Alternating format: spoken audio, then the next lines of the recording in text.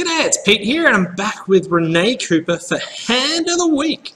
Now, this hand came from the Australian Junior Playoffs, which Renee made the Australian team, and this hand is awesome. So, got Renee here to talk us through what actually happens. So, hi guys. So this is a hand that without it we wouldn't have made the Junior Playoffs. We ended up winning by I think it was about 11 imps. So this was a 14 imp swing. And it made all the difference. So I was south on this board, and we just had a couple of good boards for us, so we're looking pretty good. My left-hand opponent opened one club. So pass. Oh, sorry, it started at ace. My left-hand opponent opened one club. Yep. And my partner came in with 1-no trump, normal kind of stuff, 15 to 18, balanced. And my right-hand opponent very confidently came in with a double. So I know he's kind of got his bid. So I was sitting there as south, and I didn't really know what suit. There was no particularly clear action of what suit I wanted to play. And I know I didn't want to play him 1-no trump doubled because we clearly don't have the majority of the high card points. But I'm not entirely sure about what suit in particular I am interested in. I mean, if I'm looking at this shape, it would kind of come under a takeout double of clubs. So on this hand, I decided to bid 2 clubs. Now, I'm very sure I'm going to get doubled there. And after this happens, I can then redouble for rescue. My partner can bid their longest suit, and therefore we're going to hopefully get into the best fit that we possibly can. So I tried this. My left-hand opponent passed, my partner passed, and unsurprisingly, my right-hand opponent came in with a very confident double. Which was penalties? Penalty interest, yeah. I redoubled at this point for rescue, saying, partner, we need to be somewhere else. That went pass on my left, and my partner, having too much confidence in my declarer play, decided to pass this in. So at this point, we're about 3 boards to go from the end. And just checking, you were absolutely freaking out at this. Oh, yeah. Like, the dread was right there. I was sitting there being like, partner, rescue. So I'm not particularly feeling confident at this point. And I'm like thinking through my redoubled scores, being like, okay, if I'm 400, I mean, that's bad, but it's not horrible. 1,000 would be horrific. Yeah. So I need to make this, or at worst go 1 off, or otherwise I'm stuffed. Yep. So I'm what lead? Not particularly happy. I got the 3 of diamonds, sorry, and I asked about this. This was their 4th. Yep. So I decided to play ace on this. So just having a look at dummy. Sorry, so, yeah, I should analyse the hand. So currently I have 2 diamond tricks. A heart is 3, maybe another one is 4. Yep. And that's pretty much it. With a penalty double on my right, I wasn't particularly confident about the club suit. So yeah, you got like a couple of club tricks, so you can probably get out for 2 off. Like 2 diamonds, 2 hearts, 2 clubs. Yeah, but I mean, I wasn't feeling particularly confident about it. And 2 off isn't a good score for me on this board. And was the 1 club opening short or better minor? Yes, short. And it could be on all balanced hands. They might have been able to open 1 club with 5 diamonds. I'm not entirely sure about that one, but they said that they opened it on the majority of balanced hands. Yeah. Okay, so what actually happened? So on the hand, so originally I analysed that my partner has, 16 count, I have 2, which is 18. My right-hand opponent, as I said, he was very confident in his bid, so I would have guessed he wouldn't have been a bad 8 count. He should be at least around a good 9 to 10-ish, which means that my left-hand opponent is likely to be a balanced kind of hand, a balanced weak, no trumpy kind of hand. So I analysed this, and I decided to play the ace of diamonds. Yep, the jack dropped on my right, and I played a small one from hand. So now I know that diamonds are 4-2. I've got 4 diamonds on my left and 2 diamonds on my right.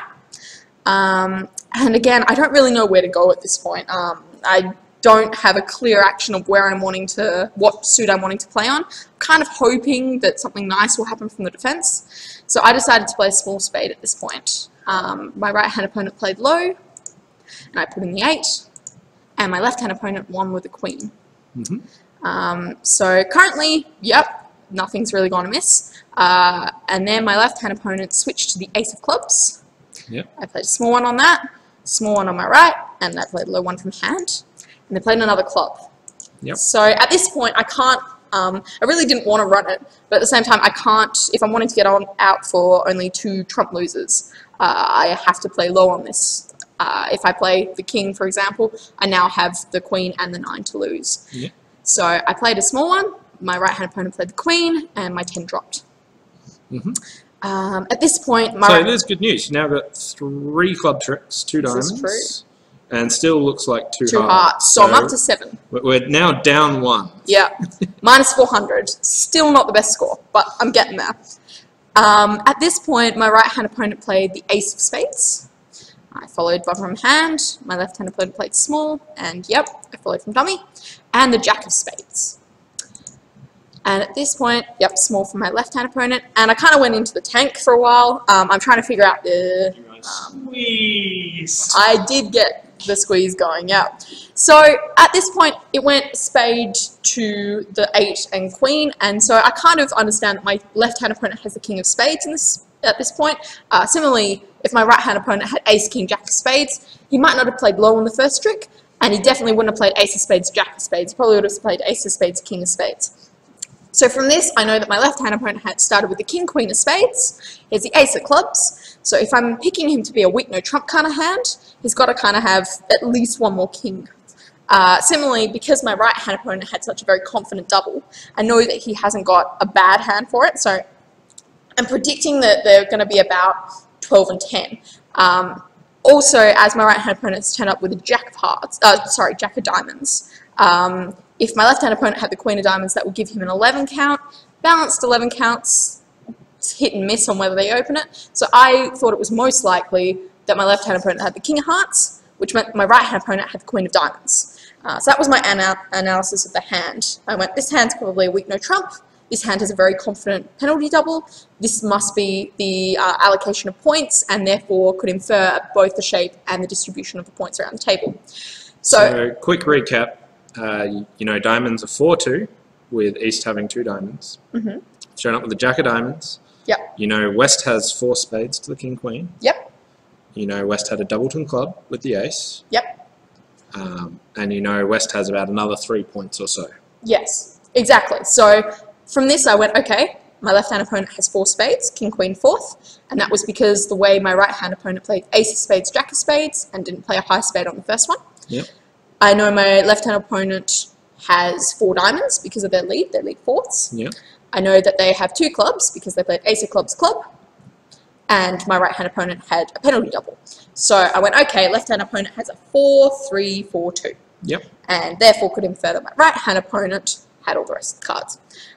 Similarly, because of the point allocation, I went, right-hand opponent probably has the queen of diamonds, and my left-hand opponent has the king of hearts. This means that my left-hand opponent opened a flat 12 count, and my right-hand opponent had a very confident penalty double on his 10 count.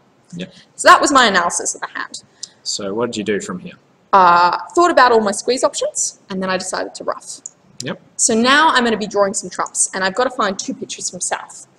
So I played the king of clubs. Of course, right-hand opponent followed, and I pitched a diamond at this point. So now left-hand opponent is getting squeezed in 3 different suits. I mean, if he pitches his king of spades, my 10 of spades becomes high, and I have certain end plate options to be able to get into my hand and cash the 10 of spades. If he pitches 2 diamonds, then my diamond might become high, particularly giving me an entry down to the 9 of diamonds, and that way I can finesse a heart. So he doesn't really want to do that. Or he pitches a diamond and a heart, which is what he did at the table. So he pitched a diamond. Yep. So then I played the jack of spades. Yep. And I pitched a 10 of spades. And he pitched a heart at this point. Yep. So now, as I said, I got the analysis of this hand right, and I decided to play. So we'll open up all the cards at this point. Oh, good point. Yep. So this is what it looks like double dummy with 5 cards to go.